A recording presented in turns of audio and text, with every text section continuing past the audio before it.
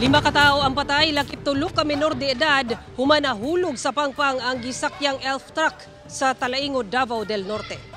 Misangpot sa trahedya ang unta malipayon nga beach bonding sa Magkabanay, human nahulog sa pangpang ang gisakyan nila nga elf truck pasado alas 9 Domingo sa buntag.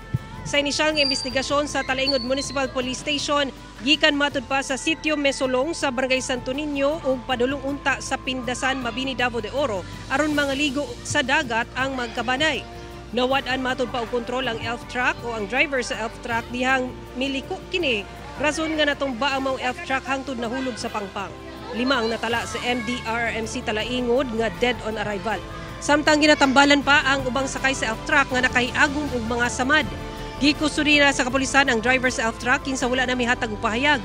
Magatubang kini og kasong reckless imprudence resulting to multiple homicide, multiple physical injuries, and damage to property.